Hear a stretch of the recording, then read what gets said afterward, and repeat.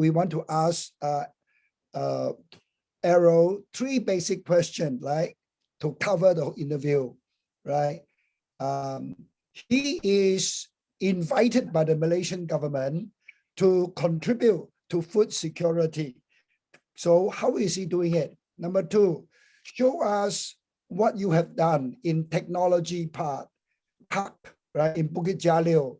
And thirdly, how can we be involved, right? These are 3 enticing questions. So over to you, Errol. Okay. Thank you so much, Reverend Ku. You hear me all? You all hear me okay, right? Can you hear me okay? Very well. Okay, I'll try to just very quickly go through where I come from and everything to those who not met me also. My name's Errol, and I actually come from a background. I studied biochemistry and microbiology at university. It's very long ago. And from that, almost 35 years ago, we already thought that the way that we were farming was wrong. And at that time already, we started trying to see how do we make it better. And we started working on methods. We started working on systems and things like this. Dr. Ting Ho has been very good in giving you all a lot of the theory behind it as well. And I thank him for that, because this is it. The science of organic farming or sustainable farming or clean food production, it really is a science. But a lot of the people see our farming or our food production, when it comes to organics, they look at it and they don't speak about much of the science. There is a huge amount of science behind it, but we had to, in the first question that Reverend Ku asked, but one of them, he said, what do we do in technology park? Actually, we set up the labs there to, what we developed there is the science of sustainable food production. We try to show what is the science behind it. And the reason for doing that is to try to show and develop the newer sustainable food systems, the organic food systems, which are, what do you call that? Modern, more productive, more reproducible, and all these things, because you can't, it's very difficult. One of the criticisms leveled at us is that sustainable food cannot feed the world. You can't produce enough food to feed the world. We've worked to show that that is completely wrong, scientifically as well as mechanically. We can actually work and produce things. But what I'm going to do is very quickly, I'm going to try to go through some slides and things like this. Don't worry if like I say, my favorite thing is to go very deep into the science. Sometimes I get carried away with it as well. Later on, if you have any questions, any things you want to ask me about anything, and you don't get a chance to speak to me, Reverend Ku knows my number, and he knows my contact details, and he will give you the contact details. So let me try to, I'm not an expert at Zoom either. Let me try to.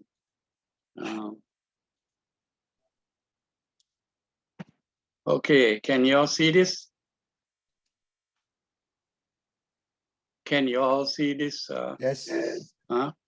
Okay. Yes. Yeah. Basically, going to talk to you about, there's no, you know, farming consists of agriculture, aquaculture, and animal husbandry. Input production means fertilizers, feeds, biomodulators, everything in between. There's also all the processing, the marketing, the sales, how you do that and all that. Essentially, when we started this whole thing, we had to learn all of it. We had to learn how everything could be done organically.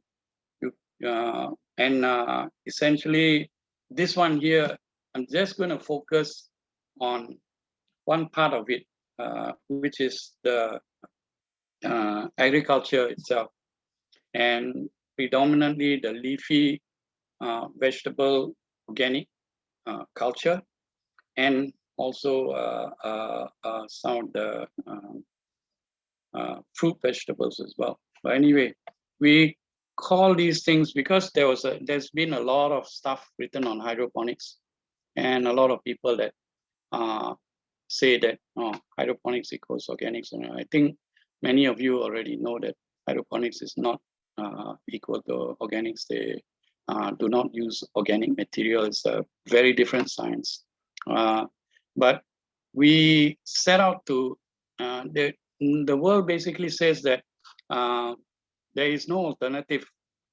You need systems like the hydroponic system to produce enough food for the world, because organic systems are too slow, too difficult. There are a lot of problems with it. It requires expertise and all these sort of things.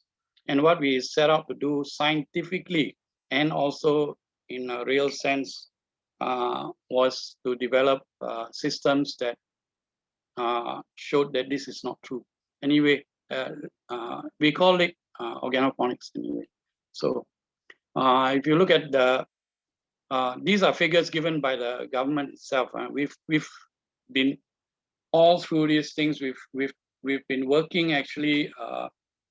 I've worked in Southeast Asia and Asia actually with governments, with corporate bodies, with everything, teaching people sustainable farming and all. And all through this time, you see from 2013 to the present, Malaysia's food imports just got worse and worse and worse. As a country, we are actually one of the poorest producers of food within Southeast Asia. We are one of the worst. And if you don't believe me, take a drive through Malaysia, I'll show you. Anyway, there is a need for a couple of things. There is a need for what we call, I don't know how familiar you all are with the linear economy and also the circular economy. There is a need to actually capture waste from that are being produced, because those waste, what do you call that, pollute our environment, and also to utilize those waste to turn them into some valuable inputs and things like this. And we realized that one of the bad things about organic farming is that if you try to do it, your inputs are very, very expensive.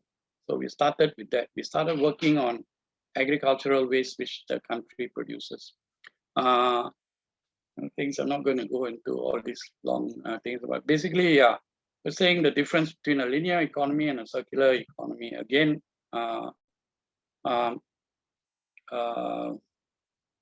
all these things are actually science, but I'm just trying to show you one chart. You don't have to read this thing at all, but basically what we did was we looked at the waste produced by our main industries, rubber and oil palm, and we produce tons and tons and tons and tons and tons of it every day.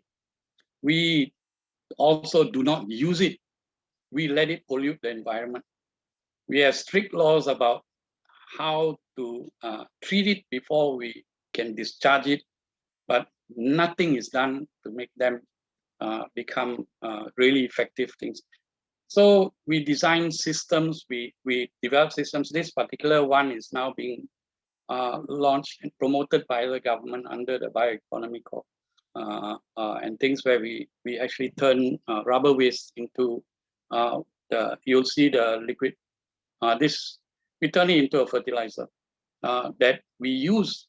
You later see the plants that we grow with this, and these are waste. The idea is very, very simple. If you want to do organic farming and you have to buy organic things, it's very, very expensive. So we attack both the organic need and also the circular cycle need. These are also, this is the soil media we use. And it's a mixture of the soil plus other agricultural waste that we have. This, again, I won't go through this because Dr. Ting Ho has already talked about this section. Essentially, what you'll see in the systems that I'll show you,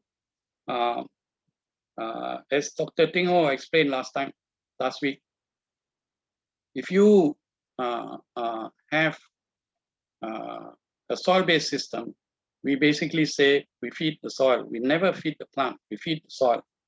The reason why you feed the soil is basically natural fertilizers. They are very, very long chain molecules. They're very, very long chain molecules, and what you need is you need all the bacteria, you need all the microorganisms to basically break down these things to make it into fertilizers, which are eventually taken up by the plant. When you use synthetic fertilizers, they directly feed the plant. They do not care about, in fact, they are very bad a lot of times to the biological life in the soil. Anyway, you can see this is a hydroponic formula. And those people, remember, they say that you are, these are organic, is definitely not organic. Nothing in nature is 8:15:36. This, as you all will know, this is the ratio of the NPK inside the thing, the nitrogen, phosphorus, and things.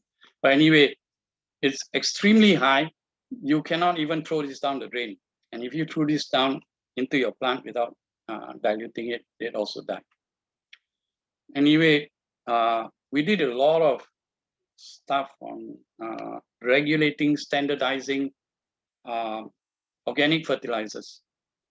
Everything is different. It's much more difficult for us to do than doing something that came out of a factory, but we still did it. And you can see from this that a compost itself may have very, very little NPK, 2%, 1.5%, 1.5% can be 0.5%. So it's you're putting in very tiny amounts. So the theory of it went that they used to say, they told us that organics can never be as good because you put so little in. You put so little in, how do you expect the plant to grow? If your NPK is so low, and that's your major constituents, right? How do you expect the plant to grow? And we took up the challenge. They said, okay, if you said this cannot be thinking, let's try ourselves. We worked on the system also. Anyway, this is actually actual photograph taken, but I don't know if you all are familiar with Panasonic in Singapore, but Panasonic about 8-9 years ago, they decided they won't compete anymore with in the TV production thingy. They stopped. They kept doing their PC boards, but they turned their factories into food factories. But unfortunately, they are hydroponics factories. To be fair to them, they said to us also that they're not experts at this part of the science. They are experts at doing the systems itself. Anyway, in this picture, the ones on the second from the left is actually using our natural fertilizers rather than their hydroponics. But they still don't have the soil base. And we kept trying to ask them to tell us the condition they were using it in, and they wouldn't do it. So we stopped working with them actually. But they have two of the largest hydroponic greenhouses based in their factories in Singapore, if you all want to see. They produce about 44 different crops itself. But these are using, this is a comparison between hydroponic fertilizers and our liquid fertilizers, but actually not having a soil base. Okay, our systems have a soil base. So anyway, people criticize organic agriculture because, quite rightly actually, we need very experienced people. In all my 35 years of going around trying to teach people and communities, normally churches especially are very, very, they're very well meaning. They say, can you please go to this community? I got so much. Teach them how to do this within this time period. It's very difficult to teach everything about organic agriculture within a very short time. The reason is they have to really learn about the soil, the microbes, the insects, the resistant strains now that we have, the weather, everything is takes so much time. And you train them on one thing, then you have to train them on another thing and all that. So we realized that it was becoming very, very difficult.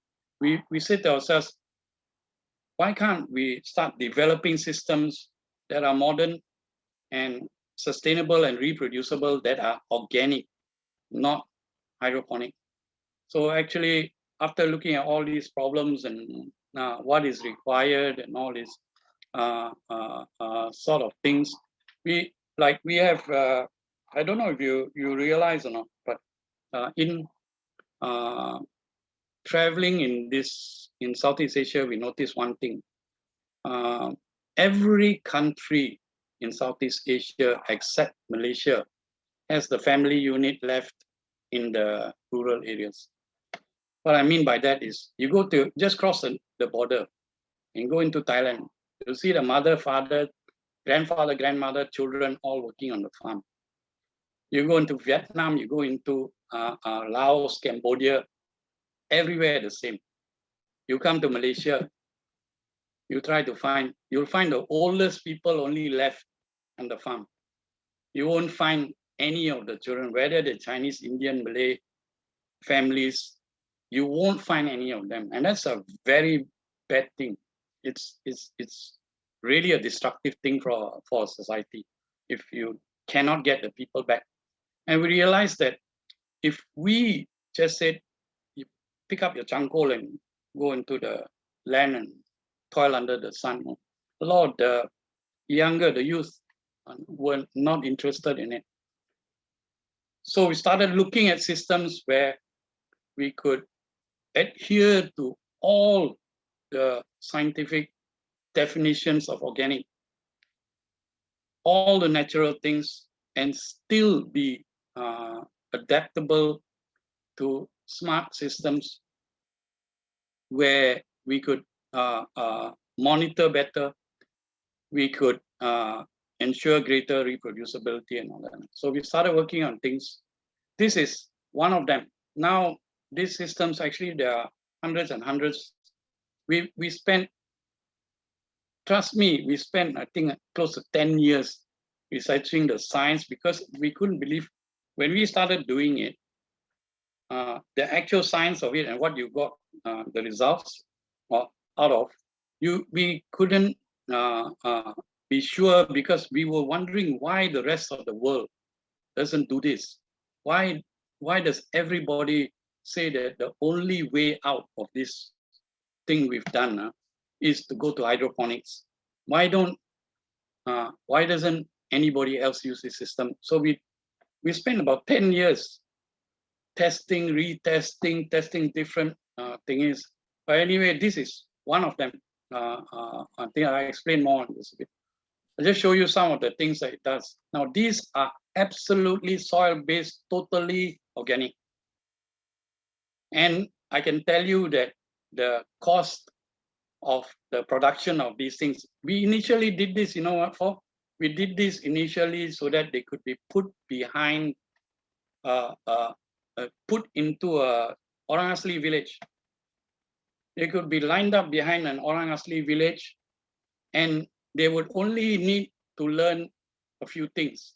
Learning how to germinate, learning how to load the system, and learning how to harvest. The entire system is operated on small solar panels. There are timers, there are this thing, that everything does the job for them. This entire thing is done by itself. And that was the idea of the thing. Now, what we wanted to show at the end of the day, doing organics is a fantastic way to show the power of God, what God has created. We do not need anything that is outside out there. All we had to understand is the systems that He left us. And these sort of things are what we do. These are one of the things. And by the way, tonight I only have time to just focus on agriculture. So please forgive me. If you want to know anything about, if you ask me to talk about aquaculture and all that, I'll take 2 days and a night as well. So please forgive me. If you want to know all that, we do all those things also, but let me focus on agriculture first. These are other pictures. These are all not made up pictures. These are real pictures. We've basically done this over and over again. And these, we don't lose, you know that, remember that test with the Panasonic? Well, we learned how much weight they got per plant out of their system. So we can match and we can grow as much and as fast as them. And we are totally organic and soil-based. The whole thing is, we cannot lose of the fact that we had to use soil, as Dr. Tingo pointed out as well. You can't run from the basics of nature. You don't act as, like with the hydroponics, I always tell people, I say, I don't know who was the entity that informed them that you only need 17 chemicals to grow a plant. The last I knew, God never told me either how many chemicals we need. To me, that is the vastness of God. We just try to understand what He left us with. All these pictures are not made up. They're not brilliant for, they're taken by I must add that I praise God that I have wonderful people now in the company. I have people that stayed with me for a long while, and brilliant other, actually all Christian group also, but it's not that we wanted to just do that. My 2 children also are the youth, company that actually develops all the manuals, all the training, all the thingy for these things now. And I thank God for that, because we need to show the youth all these things we didn't buy from the market. All these things we have systems in unfortunately now, because of the COVID and all that sort of thing, can't buy up. There is actually an orphanage. We started doing a CSR with this orphanage in Bentong. They're actually a Sikh orphanage. They take in children from every thingy, but They have 90 to 100 children or something like this. And we wanted to develop systems for them to enable them to earn a living, to cut down on what they needed for actually the donations they received, which was less and less. But anyway, talk a bit about hydroponics. I think I don't want to waste too much time on them, but just say that if you want to know really the difference between hydroponics and us, the first thing is all the things we said about soil and the importance about soil, about the importance of mycorrhiza, trapping the carbon in the earth, being the store, the globulin being the store for the carbon in this earth. How can you promote a system that has absolutely, totally does away with the environmental importance of soil and suggests that to feed the world? Anyway, maybe they have a higher understanding than us. So anyway, there are a lot of things in this one actually comparing the thing. The systems we develop are also recirculating. So they save on water, they save on space, exactly like a hydroponics system would. We also can do it in vertical systems, no problem. And in fact, in TPM, we can, next time we can show you that also. That means we have and we incorporate renewable energy into these things so that they can be standalone systems. They can be powered. If you want to power them, I think we encourage people always to go to renewable energy. If you're talking about circular economies and all that, that's what you should be doing anyway. Anyway, this thing has a whole long list of comparisons. I mean, and there are comparison between the system that was developed, open field farming in organics and hydroponics. We still do open field farming, by the way. If you want to see next time when things are better, I'll invite you can come to our the farms in Bentong and all these sort of things. But now we don't allow anyone because of the fear of contaminating the children, and that would be an absolute disaster. But anyway, I say, if you want to know all these details or see all these details, please just contact Reverend Koo. Reverend Koo can give you all these things. These are some pictures at the end. We also, you can see the soil-based things in these pictures. You can see that we can do root crops also with this. Right? These are just some of the pictures that we took out. We've done all these types of, you cannot do this in hydroponics, okay? Because they have little sponges and all that. We actually do very well, but we have a different fertilizer system for them. We can do fruit crops as well inside. Now, if you know, and if you've been traveling to any farms very often, you would notice that for chilies, for tomatoes, for things like bell peppers, all that family of things, they are the most highly sprayed with pesticides, I think, for everything. And the farmers joke that if they don't spray for one day, the crop's gone. Well, we eat so much chilies. A lot of you eat tomatoes, and a lot of you eat peppers as well. We had to find a way to do it simply, and we were actually quite amazed that we did so well actually with food crops, because and even root crops. So we've done kinds of radishes and beetroots and everything. We've done the chilies and even the ladies' fingers and things like that now. Another thing that we also started looking at,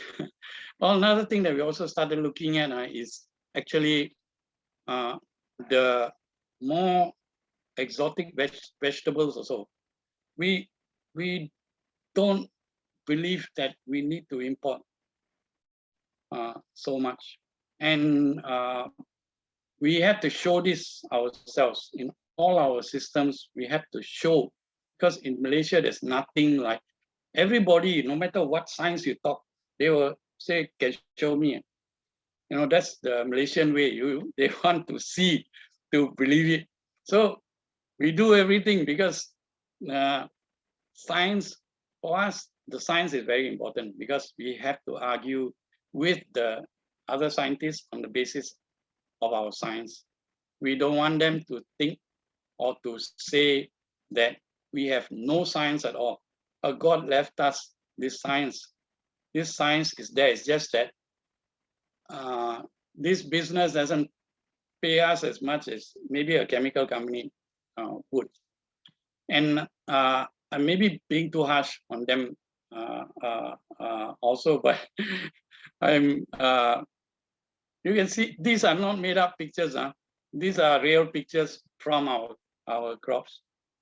And we ask all our people to test all these things all along. And we learn from this, because I've never stopped learning. And I can tell you now, I'm still learning.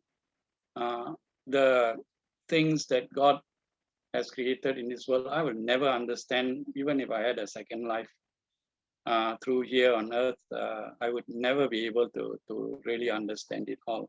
I mean, it's very, very complex, but we are figuring out the science, and this system, by the way, is going to be okay. Getting messages from it. This system, by the way, hasn't officially been announced, but because the bio-based accelerator program said they wanted to do a launch thing, so we wanted to only tell the world officially about it after that. But if it already exists, it already works, you want to know more about it. I didn't come on here to sell anything to you all, and I didn't want to. I came on here to tell you all that God's science, all that you are talking about, it really, really works. That's all I wanted to say. We've also been, just very quickly, that picture that you see there, all those things there are actually the Bentong CSR farm that we set up. HRDF also got us to do short courses in training people in modern integrated organic farming. But these courses never got off the ground because COVID hammered us like hell. Everybody had to shut down. So basically, the government itself is interested to teach. These are the Malaysian government itself also through KPMG and all these things preparing. Well, they've actually prepared all these reports for our National Food Security Project. Every state has one. And we've been involved. Our involvement is actually giving the technical advice on how to make. We told them that the food, we were told that we cannot put the words organic in. We told them that the food has to be clean, sustainable, and cost effective. And that's three things. Eventually, when we are this particular report, you can see PLS plantations there. That's because they are the ones leading the way in Johor for these programs. But know that I don't know whether the government will carry it out or not. I mean, or ignore it. I have no power over them. We just give the technical advice, and we develop their model farms for them. So they'll have a 200-acre model farm, for example, in Johor. we will put all these organic systems in. Whether they're taken up or promoted, we don't know. But we pray to God that thing. Anyway, thank you very much. I've taken up too much time. Like I said, don't get me talking about this subject. I talk too long and things. Thank you very much, everybody. And things like I said, if you need anything, I may have to leave in a while, but if you need anything, please don't be shy to contact Reverend Koo. Is a wonderful man, and he will tell you how to get to us also.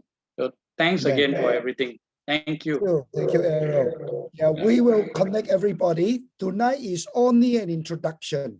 Yeah. This is just to let you know that there is a guy called Errol. In the future, we'll get him back. We'll get him back for sure. No worries, no worries. Let us know how you Yeah. feel about this, and then we will get on. Okay. Now, You take thank care. you.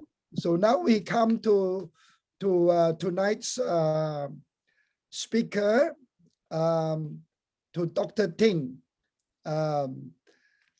Well, we all know Dr. Ting. He has given us 2 wonderful sessions and attracted so many people, right, to come into this whole concern about food security. Tonight, he has got a big presentation, and I'm going to tell him that we're going to extend the time for him, right, to 9:20, right, so that he has enough time to tell us his story. Dr. Ting now, Dr. Ting. Thank you, Reverend Pastor. So let me just I think everybody need to take a few minutes rest, right? Yeah, I need to go off for a while because I've actually got also another thing to talk on and things. So I hope everybody will forgive me for having to leave just now. But please, I'm only a short call away from this, and you're in good hands with Dr. Ting and Reverend Koo here, and Selena also is in this group and things like this. So you all take care. I will be, if I can rejoin, I will try to rejoin later, but let me go to my next one first, okay? So thank you again. Thank you. Thank you. Bye. Thank you. Bless. So I think I preface tonight talk with why did I spend so much time this last week to talk about soil and the different organisms that live in the soil? Because truly, the organisms are our helper, our workers, to produce food. So it's better to understand our workers and what do they do for us. And then as we proceed from there, then you can understand the complexity of diseases and of immune system degradation, and what is the meaning of epidemics of absence. What happens if they are not around, right? So never mind, let's continue. So you know that Sister Grace and Pastor Koo has reminded us about the preparedness for the eventuality to come. So what I am doing basically is try to equip you with some basic knowledge and the skill for the field work. Either you go to a situation where you need to produce some food and know how to produce, or teach people what to do. So to go out into the world to confront with critics, like what I say, why grow food, right? And to comfort the poor, tend the sick, and feed the hungry. So, we are all, to some extent, disciples and followers of Jesus Christ. So we are commissioned to do all these things as his follower, right? And also to teach the urban community how to be self-sufficient. About 70% of our population, as what Andrew said, has all crowded into the city. And now how are we going to grow food in the city, in the spaces they still have, and how to supplement their income or their food supply, right? And then to form a network of preparedness community. So I believe that no man is an island. So if we have a problem, we need to share it. You know, if we have help, we can provide help. We have to provide as a community. So we are a community of people helping one another. And if we know something, we can teach or we can learn from someone. I think it's our opportunity. And to shield the kingdom-minded community from food shortage challenges. So knowing this will help us to some extent to teach the food production techniques and to connect the food producers into a network and to spread the good news of God's redemption, right? That is, I think, in my mind, how you concretize the preparedness, right? Amen. And then, more importantly, I think, hopefully this will be a transformation of ourselves for public service. So before you embark on this project, I think it's some important question we have to address, and only you can provide the answer. So first, everybody knows agriculture, farming is a very difficult job and thankless job, and everybody try to escape from it. So are you motivated enough to take on this challenge? So is there a drive with you? I mean, why you want to do it? So this question of why is very important, because if you can answer the why, you can always find the how to do it, okay? So that question of why are you doing this, it has to be the central theme of your learning. So I know most of you have got jobs, most of you got other things and never tried agriculture before. So now you want to do this. What is your motivation? Why you need to do this? And then the second part, it will shape you and change you when you do this. Because now you have to face the element. Rain, sun, you know, sometimes you have to get sweaty, and of course you have to face with the dirt. And so I said, I don't think we can escape not working on the ground with the soil if you are in agriculture. The other part is about solitude with the plants in nature. You see, once you get into farming, you will find yourself changing from the addicted to social media, to television channel, to all this. Your focus will change towards plant and towards nature, because I have shared with you why. And growing food, is that something you like to do for sale, for others in need, and for sharing? And are you excited about learning new things, about handling food cultivation?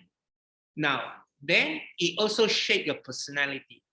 There will be a lot of naysayer, a lot of put downs, you know, a prospect of facing rejection, and then you will face with some failure and hardship, diseases, plant diseases, no easy solution, and also frustration. But these elements of this encounter with yourself and with nature will grow us, will harden us, and will strengthen our faith in the Creator. And then in the end, we will all inherit this I call a servant's heart, to know how to serve, why to serve.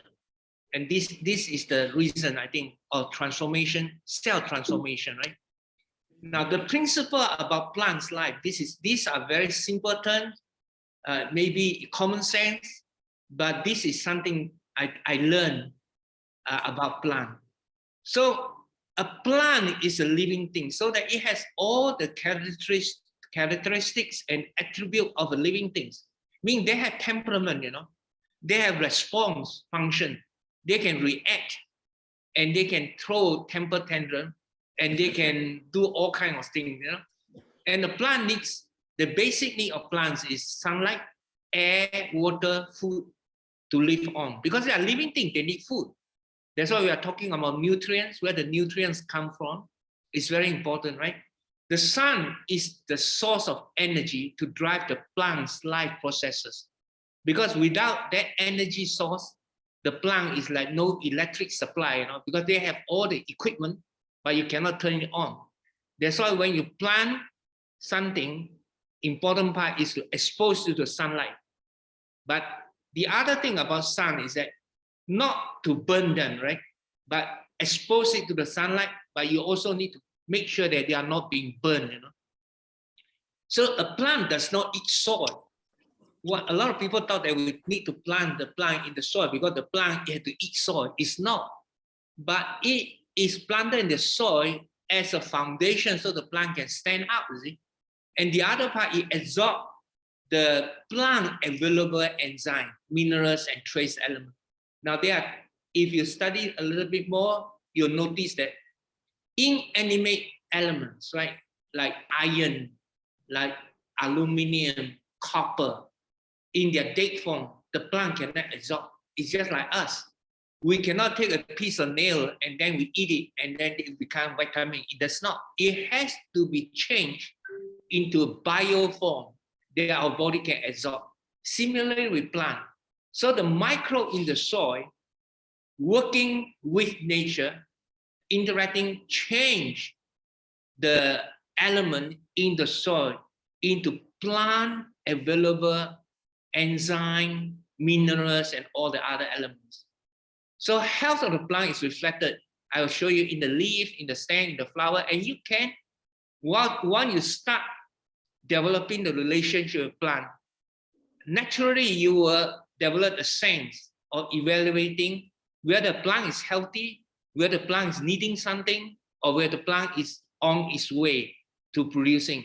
Now, a plant does not hold its emotion back. It's like a child, You see, when a child laughs, he will laugh all he can. But when a child cries, he also cries his heart out, right? So that is the thing that you learn from plant. Plant is very honest to you. The plant is trying to please you in every way possible. So when the plant is not doing well, it is because it is sick. So you see, when the plant is not doing well, you cannot blame the plant, but really try to understand what is the source of the problem. Like a child who cannot speak, who cannot yet have the vocalized language, but you have to observe, being observed, right? So soil health is directly affecting plant health. So this is something that's very important. So when you start planting, a lot of people just scrape some ground outside the house and put inside without knowing where it comes from and whether the soil has been contaminated, heavy metal, whether thing. So when you put the water, it's also do not know what the water, where it comes from, whether there is a chemical residue, whether there is oil floating on top of the water or not. So that will change our behavior about being a carer. What is it that we give to a living things, right? So like if you keep pets, dogs and cats, you know they are living things. So when you want to feed the cat and dog with the water, you make sure that water is safe to drink. So because they can have a tummy upset too. So like humans, plant too can get sick for many, many reasons. Now I tell you, plant can get sick maybe easier than human, because plant is growing in the raw elements, subject to wind, subject to rain, subject to all kinds of insects, subject to everything that flow in the air. So it is not uncommon that a plant can get sick or the plant can get attacked by pests, by certain insects or aphids and all this. To me, living in such an environment where everyone can hurt the plant is a miracle, in fact, that you can have a healthy flower or you can have healthy plants, right? So as in human, the preventive measure and the development of natural immunity is by far more superior than all the medicine you buy in the shop to maintain a plant health. It's exactly like human. You see, you eat well, you sleep well, and you maintain a good lifestyle, then you don't need to spend so much money on medicine, right? So now what I will do, I will show you how on my own, I try to revive the soil and plant a crop and what is the experience. Now, this is a simple car repair workshop, truck repair workshop in Sdn Perak, which I own this piece of property. Now the ground is all rocky and sandy because you see it is filled up because it was a swamp before. So when they developed this Lumuk port, they dragging all kind of sand and all this to put on this. And very little thing can grow in this piece of land because it's exhausted with soil microbiome, very little thing, right? So about 6 months ago, so when I came back, I look at this, the ground is barren. So let me try and see whether this works or not. So what I did is I started planting on this, you see there's gravels, there's sand, and with this plant. Now I tell you, plant is a miracle because plant can make soil alive again because of photosynthesis, because of reaction between soil and this. And this is true, I show you visually, right? So I got some night jasmine, I think gifted to me by Sister Selena. So I visited her. So I took it back.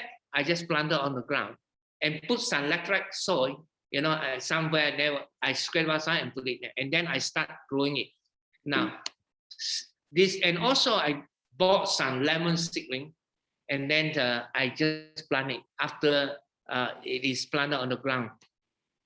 So this is how it looks like now. You see, the soil has come back. The soil microbiome come back. Now, if you study biology, you know, every 20 minutes, bacteria multiply 1 generation. So one day, they can multiply very, very fast. But you have to treat them well. You have to feed them, right? You have the compost, and you have to have water and the roots.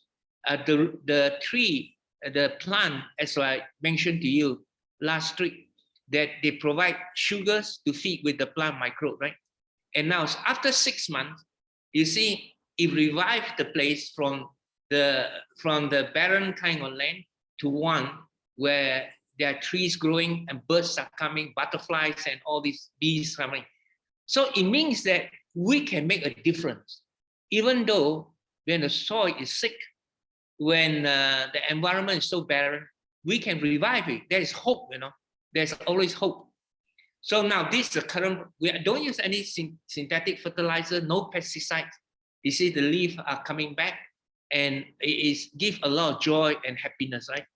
Now the night jasmine flower is booming with a lot of flowers and it smells very good at night, you know, and fragrance of blooming night jasmine at nightfall. So make the place very pleasant.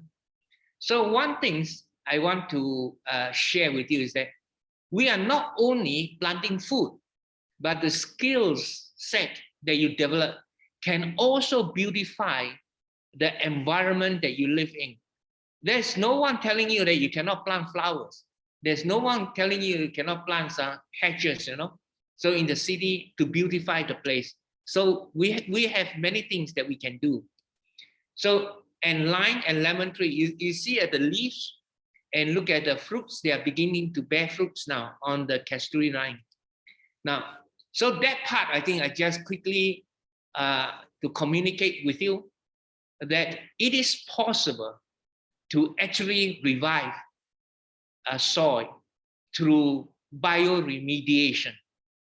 So almost like we are all sinners, somehow God redeemed us back to be his children, right? So we can put life back into challenge soil. So don't give up on the something that is seeming that is hopeless or helpless.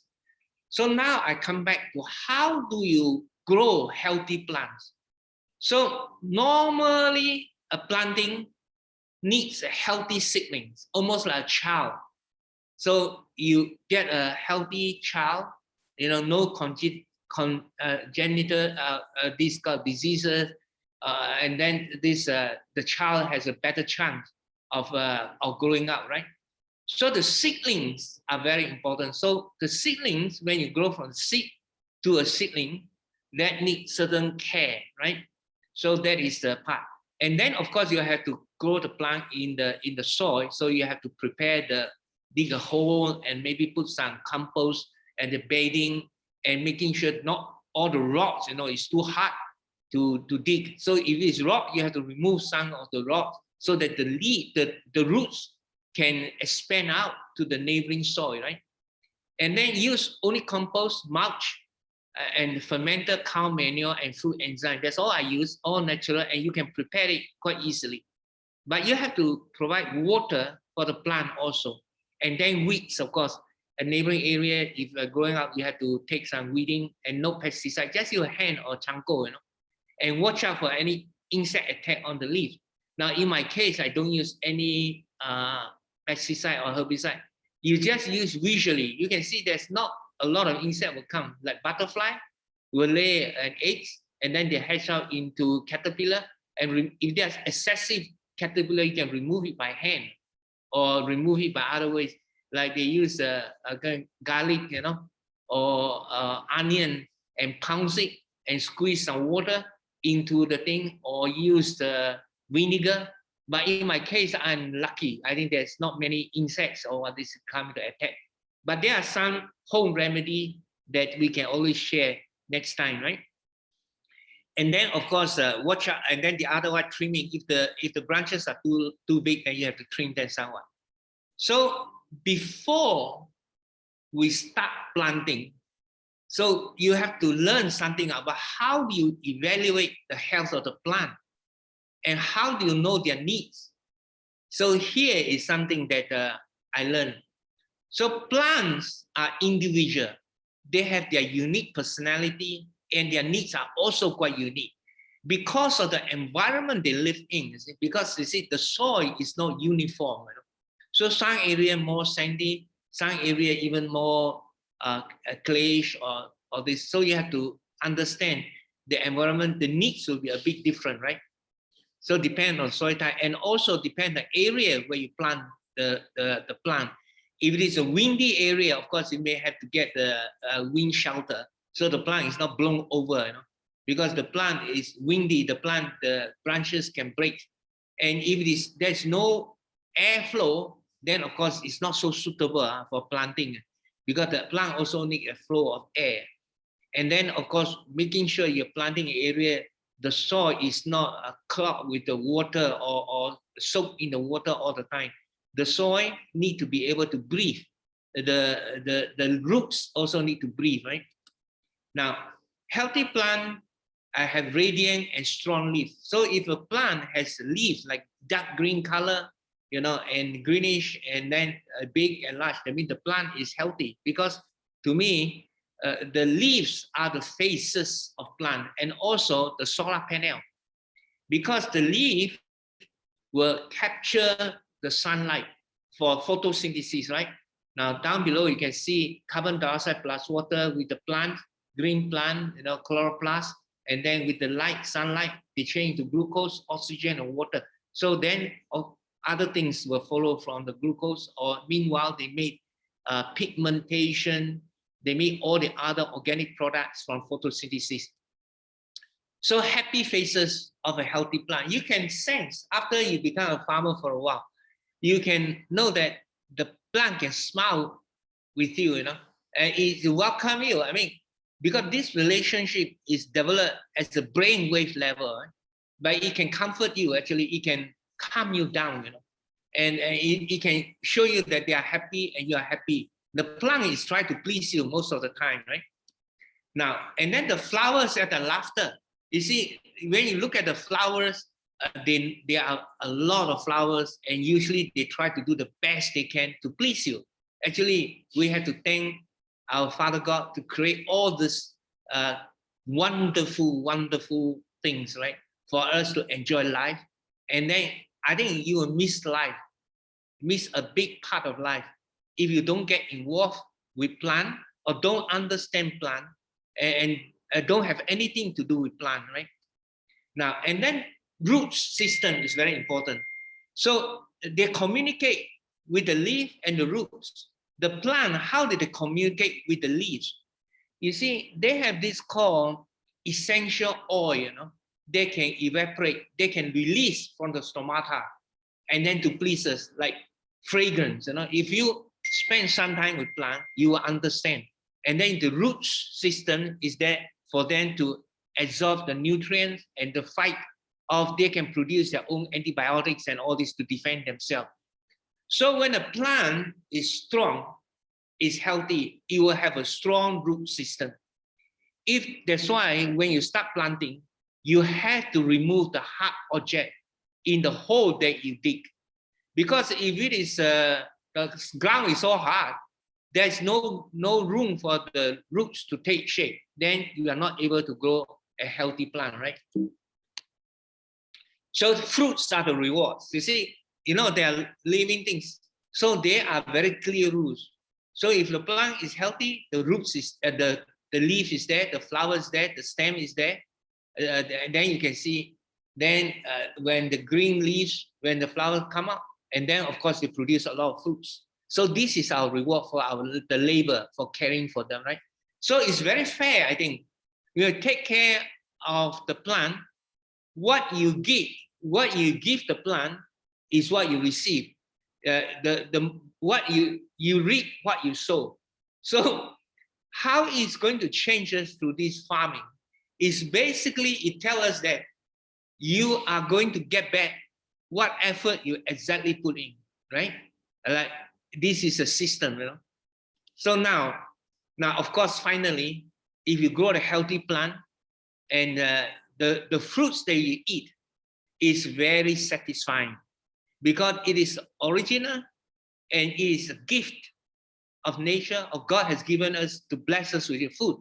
And you don't have to worry about what residual, what are the things inside. And it is full of nutrients, of phytochemical, of color, are all complex biochemical substances to bless our body and to give us health, right? So now, how do you care for your plant? This question is always asked. How are we going to care for the plant? Now, it's like caring for a child.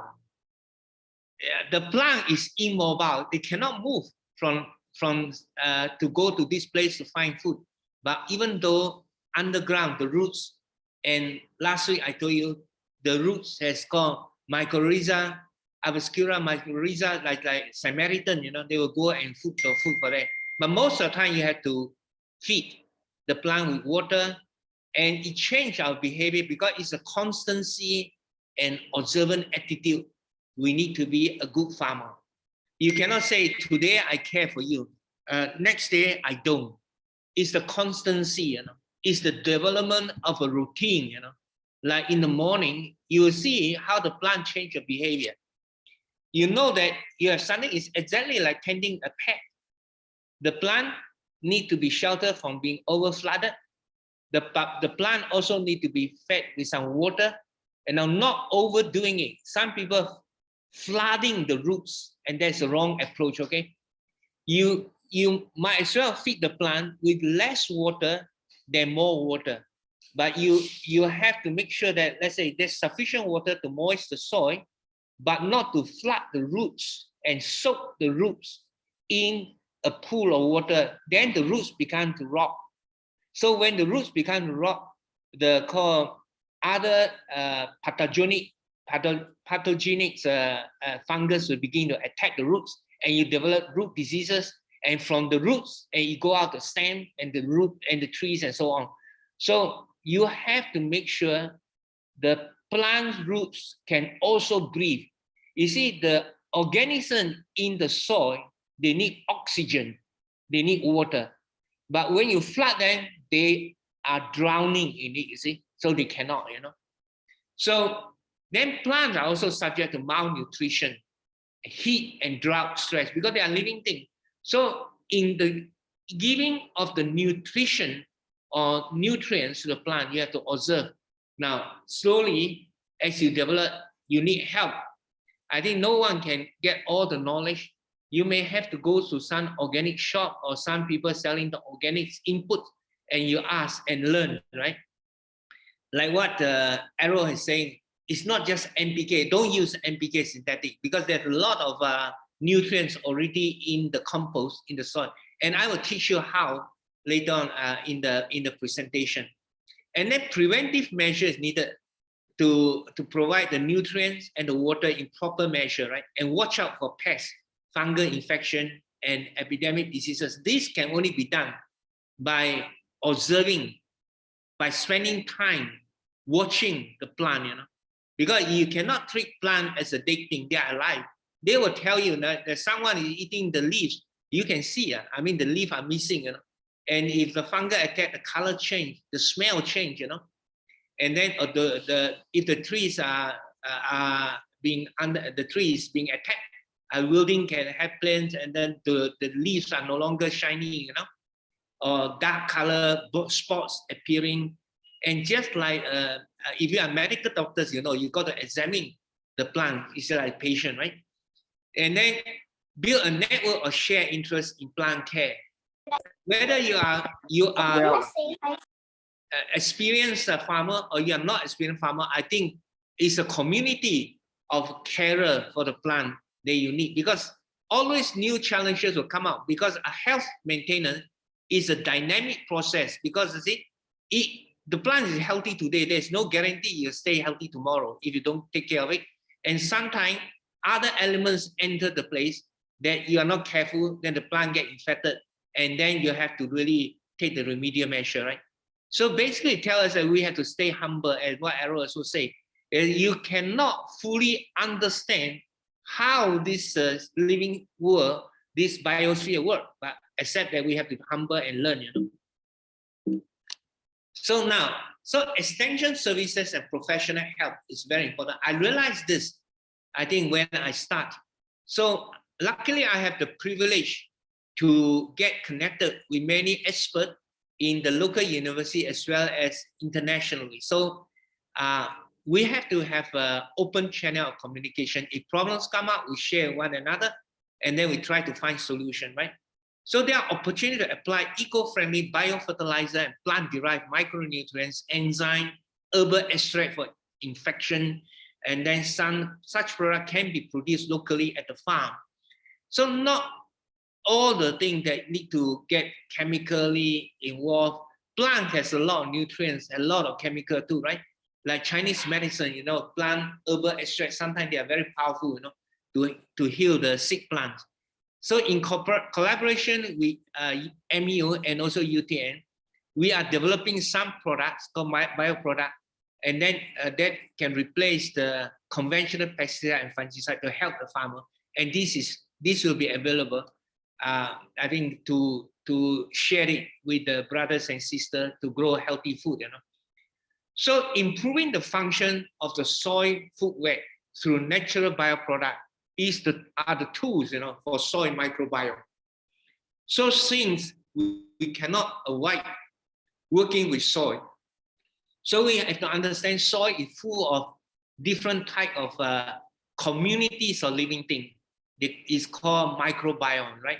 So if we take care of the balance in the microbiome, then of course we have a good foundation of making it. So now I'm going to show you, this one I already showed you last time, that different things called life cycles of different organisms in the ground, from smallest one to the big one. So they are all related.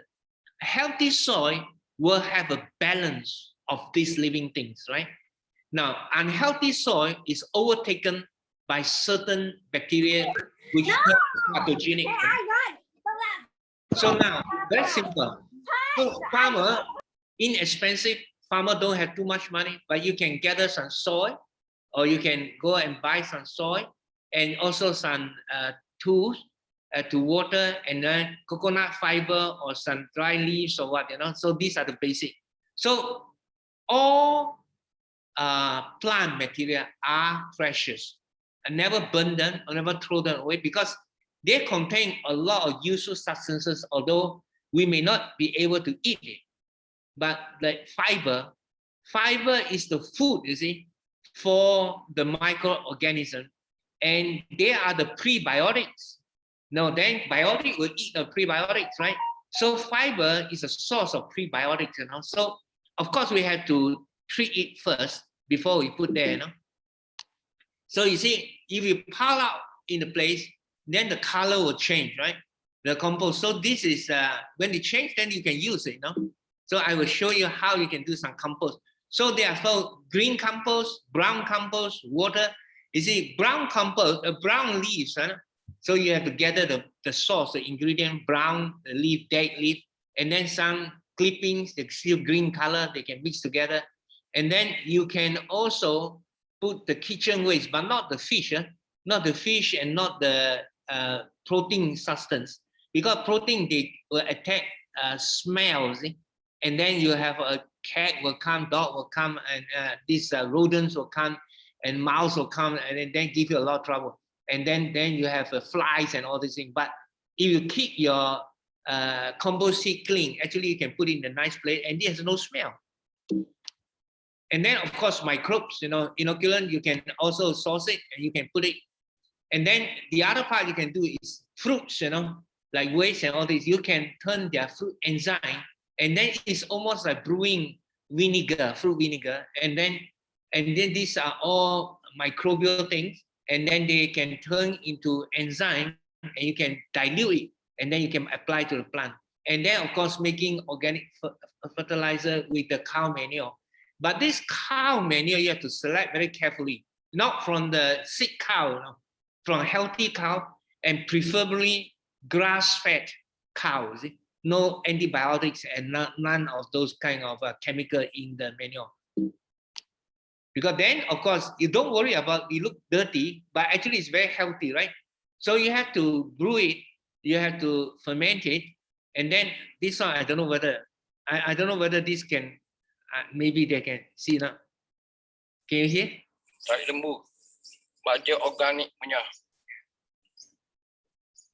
Kita buat baja organik. Tarik lembu. Sekarang dia tahu kita macam mana buat. Doktor ini Dr. Tim dari UPM. Professor Dr. Ting Ho dari UPM.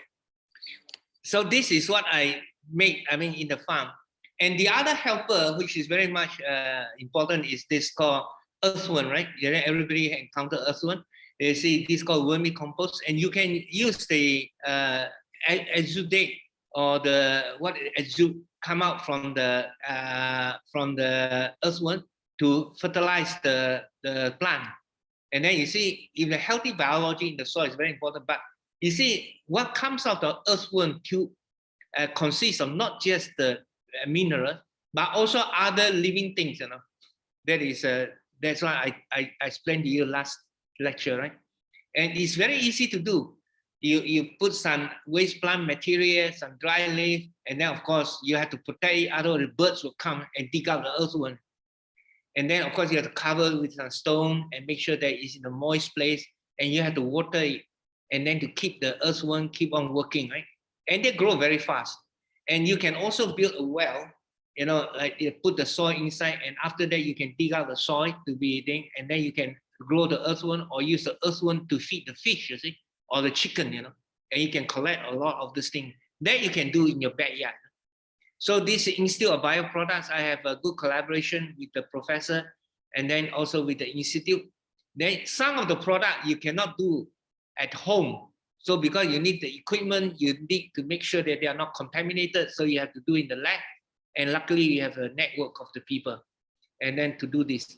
And then now I turn to home garden, because how do you grow? A lot of people say, I don't have land. How do I grow? You don't need to grow very big. I think that you have to make sure that we don't have too large an ambition, but we can continue to do that. So this is what I personally do. When I was in Hong Kong, I start growing this. You see, you can grow in this tray and they all do well. And you start with making baby steps, right? And then this is what I begin to say, okay, you can develop outside that you can grow well with the right soil, with the right kind of compost. And then you don't have to worry, there won't be too much insect if the plant is has a strong immune against attack. Cilantro, spring, this is for your own kitchen need. You can also grow sweet potato and choy sum. This is not for, maybe for own use, not for to sell to the rest of the world. Then you can also do backyard gardening. Now, you see, you can grow the persimmons in your backyard. This is what I do. And they are fruiting very well. Different peaches from a home garden, and you can supply it, so you only give away to some friends, and then of course you eat it. Now this part is I always like this always. You see, you have to taste the food that you grow. That is the rewards, right? And I assure you, if you plant your own crop, your own fruit, it will taste extra good, And then there are other kind of garden cultivation. You can put out some structure and creeper and all this you can grow.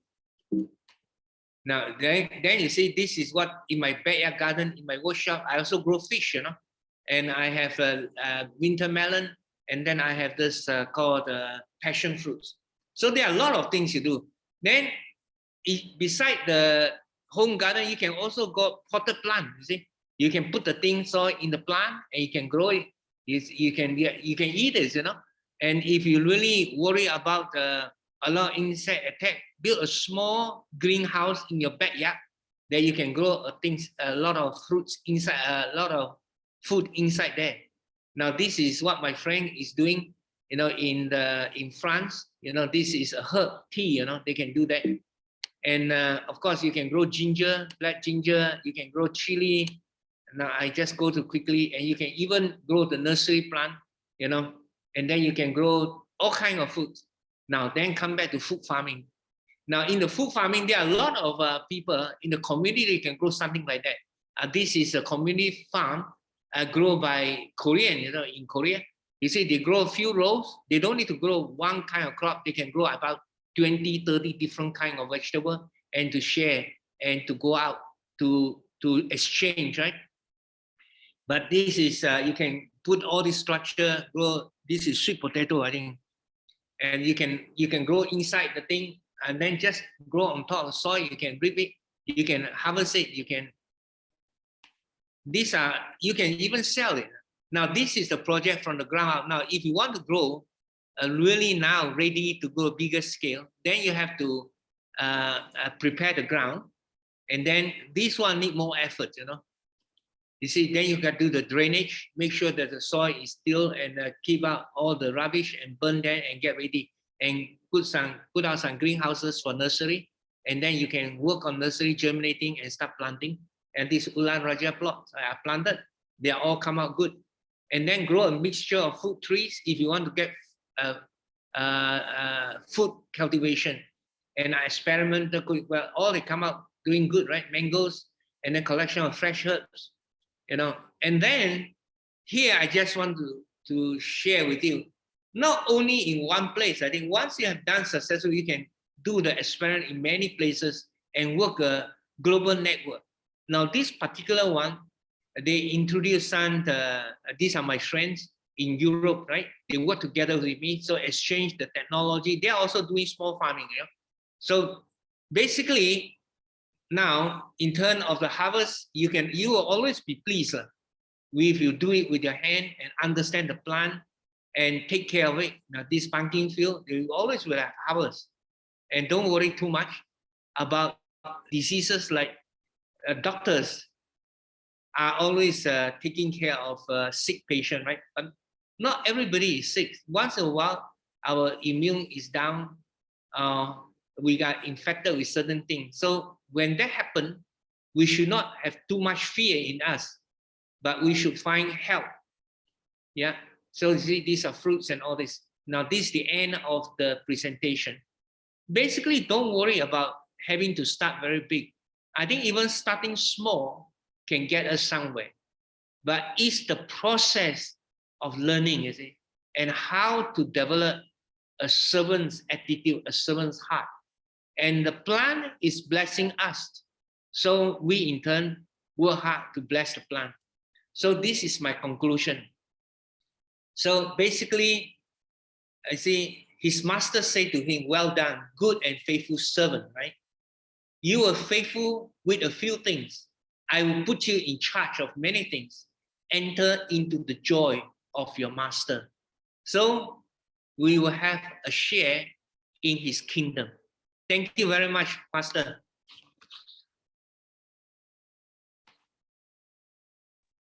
Praise God for this wonderful sharing. Now we have an open session for anyone to ask questions, to discuss, to share what Dr. Ting have just shared with us.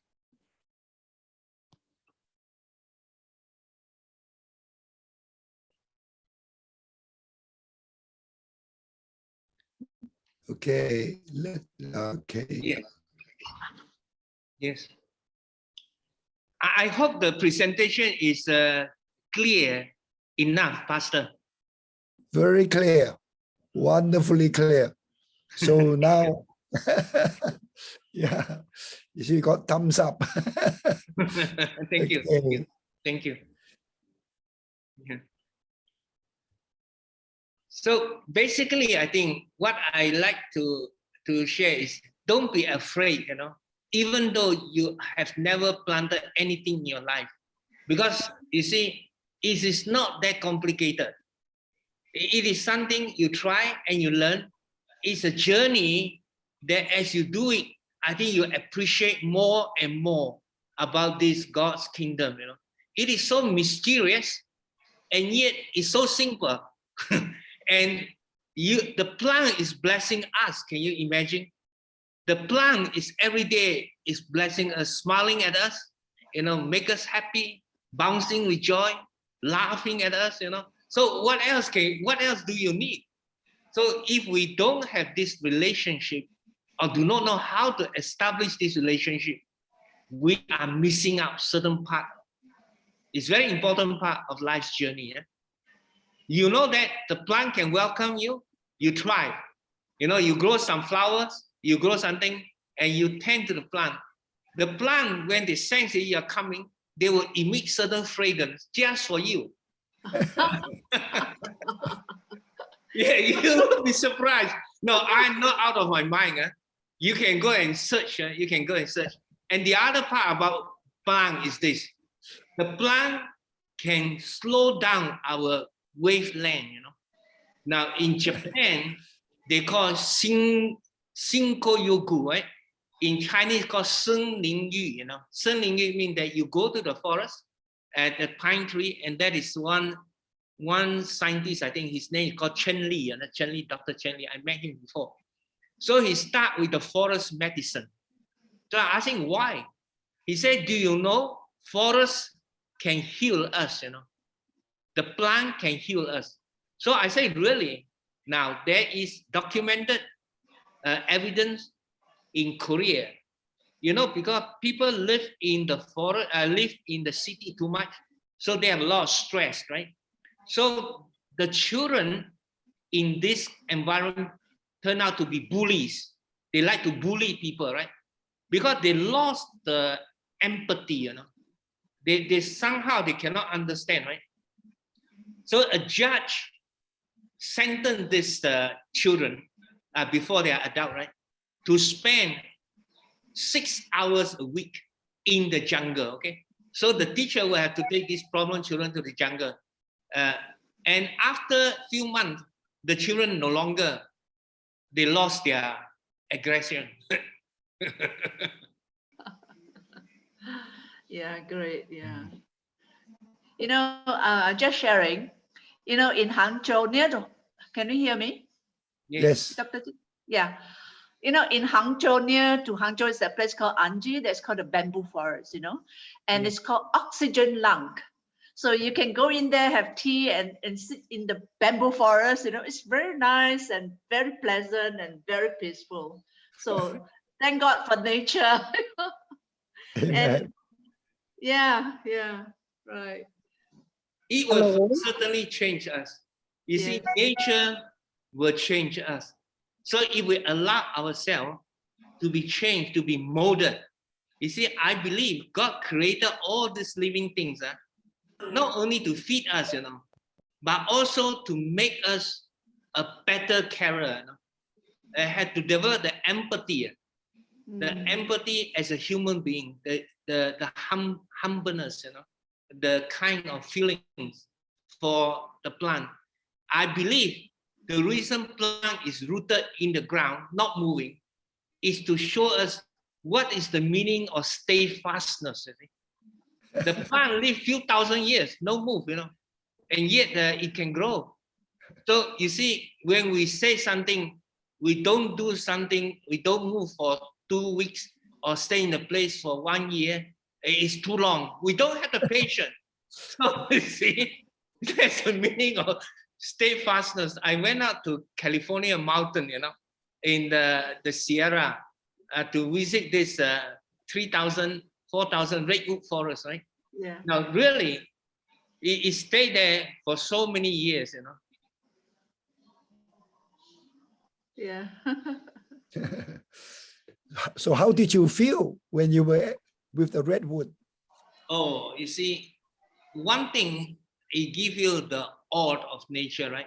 Yes. You look at this tree, they are so tall, and some guy has dug a hole, yeah, for the car to pass, the road to pass through that, because they want to find out, should we pull down this tree so that the road can go inside, or we are putting a hole in the trunk, on the root buttress trunk, so that the car can go through. So the tree stand there, the car go through, nothing happened to the tree. The tree is still standing there. So in awe, you will go to those places, you will just be amazed about the creation, about how wonderful things Creator have done to share all these wonders with us, you know. I agree with you. Yeah. You feel humble, you know. Yes, yes. Very humble. True. Yeah. So it means that the tree, even with a hole in the trunk, the root system, the Yes. microbiome were intact. You know, they still can sustain the tree. Oh, not only that, Pastor. You see, in if you go and read the National Geographic, they found out that the plant has also genealogy, you know. They know which generation, who is whose parent, who is whose children, and so on and so forth. You see, when the old trees are weak, the young tree, which belong to that genealogy, will now begin to supply the glucose back to the old tree. So when the old tree is sick, all these nutrients come. You see, that's why they live so long. Because you see, not that they only do the, not only they do the processing of the uptake, but they are helper that belong to the same, right? And they also do it. So they also discover those smaller saplings, they live under shadow of the big trees. How do they live in the forest? Because they cannot do photosynthesis, right? Because sunlight will never shine on the leaf. Actually, they are being fed like the young children by their parents, you know. Right. By their parents, by their uncle, by their auntie, you see, because they are all in the community. And really, it's a marvelous community. So the more you know about this thing, the more you marvel, see, about what we don't know and what we take for granted. And that's why I encourage this congregation, this community, to actually try to get your hand dirty a little bit. Just grow up 1 or 2 plants, and then slowly you will change. It's not only the plant, like you grow a cat, right? The cat will change us, you know. Not we change the cat, you see. The plant will also change us, you know. First time I come to understand that the old tree have grandchildren and great-grandchildren to feed them as well. Yes, yes, you can research and you will be amazed how interrelated life is. Right. And how we are all connected, you see. Connected. That no man is alone. This is very important. No man is an island. Amen. That's why we cannot live. If we are live in isolation, it's a horrible life, you know. Yeah. We're going to come back to Dr. Ting. In the meantime, I'm going to invite Dr. Grace to make some announcement and share something first. Thank you. Thank you, Reverend Khoo. Thank you, Dr. Ting Ho, for another week of interesting sharing. Once again, it's bringing our hearts before the Lord and learning His way to do in His way. Okay, I'm just going to share with you all few things, all right? First of all, there is a link that I posted up in the chat box. Please do fill up that form, okay, so that we can stay connected. All right, and then the second thing is that I'm going to show you, well, it is still in the process of getting the content in, but just want to inform everyone that is on this platform, or those who are unable to join today, please pass the message as well. So we have two sites that we can connect each other. One is on the Facebook and one is actually the apps. Okay, I just let you know how it looked like, so that we will, the Google form that you're filled up, the context that you're put down, we will send to you the first round about all this, the apps that we have set up.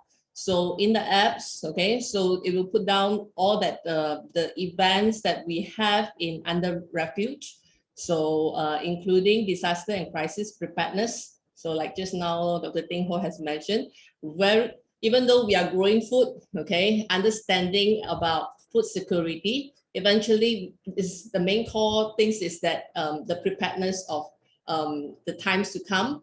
So we are talking about the food security. So all the notes and, like for example, just now Brother Arrow's links and informations will be uploaded to respective segments as well. So we have the prayer movement and then times, and for the prayer points for each week, more towards the crisis over different zone of over the earth. So we have the solid food of Hebrews, which is led by Reverend Koo. So what's solid food that is on to prepare for end times.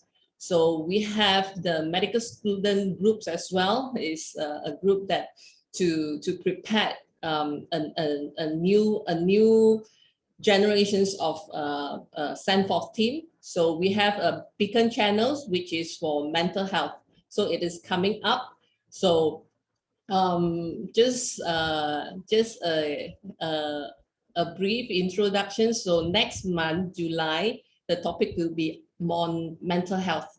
Okay. So it is for the Facebook's wise. Okay. This is our Facebook page. Okay. It is still still uploading the content, so all the informations will be here, the notes for each segment, and then a video recording will be all uploaded here. So for those who do not have a Facebook account, that you can use the apps. Okay, so for Facebook is more open to the public. Okay, so one more thing I'm going to show you is something hot from the ovens today that I just attended PFA, which is psychological first aid. Okay, I grabbed something that I want to share with you all here. Okay. Okay. So this is what we are planning to do. Okay, so the Google links that we post up, okay, it is also a questionnaire that where are you? Okay, so in the apps, okay, whatever information that you put up, where's your locations is, okay, will be marked there. So whichever farm that you are doing, doesn't matter, it's a home gardening or a food farm, big or small, you can just label it, so that after all the data, we will kind of like, we'll have the markings of where all our friends and networking is. Okay, it's doing home gardening, or it's doing urban farming, or it's doing rural farming. We will have on the map so that we are staying connected. So once again, this is a disaster or crisis preparedness. Okay, so eventually we are talking about how to networking together. When we know that where our friends is, where is our brothers and sister is, So these are the locations that we will know and strengthen it before the real disaster comes. All right. So this is the five pillars that we shared this afternoon in PFA. To make sure mentally prepared, that is 5 components, which is hope, self-efficacy, connectedness, calming, and safe and safety. So just by this very platform of just food security and learning to plant, we already touched on most of the component. We talk about hope, where we keep linking the foundations to the words, even though we are farming. God is still in the center. Self-efficacy, we are equipping everyone, okay, to have something. We won't be like nothing when things happen.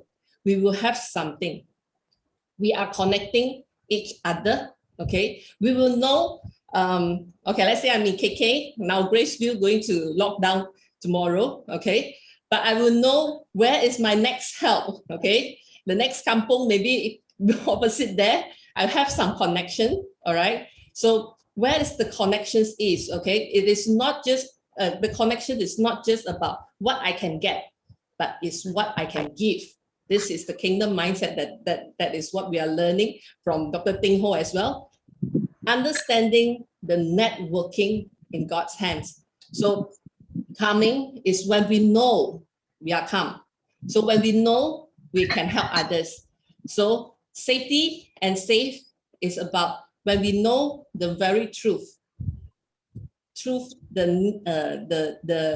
real news, and then we know where is the medical aids is, all those things, it will be facts that make us feel safe. So once again, even though it's just a platform of food security, it's just a platform to start growing in a step, but it is a preparedness and also related to mental health as well. All right. So that's all from my side.